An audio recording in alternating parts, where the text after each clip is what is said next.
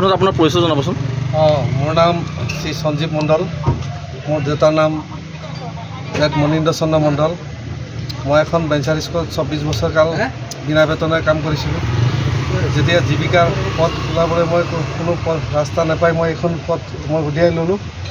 দেখিলোঁ যে প্ৰাকৃতিৰ বস্তুখিনি আমি লাহে লাহে নাইকিয়া হৈছে। খোৱাত যিটো মানুহে যিটো মানে সোৱাদ পাব লাগে সেই সোৱাদটোৰ কাৰণে আৰু আমাৰ যিখিনি মানে আয়ুৰ্বেদিক মতে যিখিনি খোৱাৰ পিছত আগতে আমি আমাৰ আজু ককাইসকলে যিখিনি বস্তু আমি খোৱা পাহৰি গ'লোঁ, সেই বস্তুখিনি যাতে পুনৰাই আমি খোৱাৰ কাৰণে আমি অভ্যাস কৰোঁ। বিভিন্ন ৰোগৰ পৰা আমি হাত সাৰিব পাৰি। যেনেকৈ আমাৰ কৰ্দৈ টেঙা আছে, লিভাৰৰ কাৰণে ভাল, জণ্ডিছৰ কাৰণে ভাল। অমৰাটো এনেকুৱা এটা বস্তু যিসকল মানে হাৰ্টৰ পেচেণ্ট আছে তেওঁলোকেও খাব পাৰে বা চুগাৰ পেচেণ্ট মানুহেও খাব পাৰে।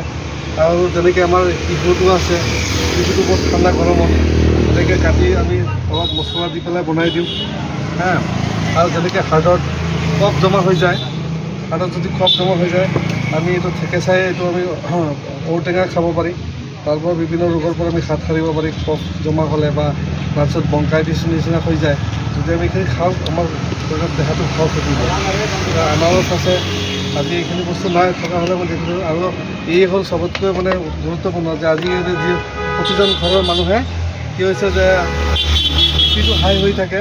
এইটো মছলাৰ লগত আমি যেতিয়া দিওঁ, ইয়াত এইটো ইমলি মানে তেতেলী বুলি কোৱা হয়, এইটো তেতেলীটো মই অলপ দিওঁ যাতে কাৰোবাৰ বিপিটো হাই নহয়। মানুহৰ সমাগম কেনেকুৱা হয় ইয়াতে? মানুহৰ সমাগমটো হৈয়ে থাকে অনবৰত। আজি অতিমাত্ৰা গৰমৰ কাৰণে মানুহ আহিব পৰা নাই, কিন্তু আবেলি সময়ত মানে খুব মানে 2-3জনমান মানুহৰ প্ৰয়োজন হৈ যায় এইটো সময়ত। মানে আপুনি এইটো ব্যৱসায় কৰি পেলাই আপুনি ঘৰখন চলাই আছে এতিয়া বৰ্তমান? মোৰ 4জন মোৰ পৰিয়ালৰ সদস্য আছে। আৰু মই ভাবোঁ এই কেৰেলা বাংগালোৰ যোৱাতকৈ আমাৰ ইয়াতো এনেকৈ জীৱিকাৰ ৰাস্তা আছে।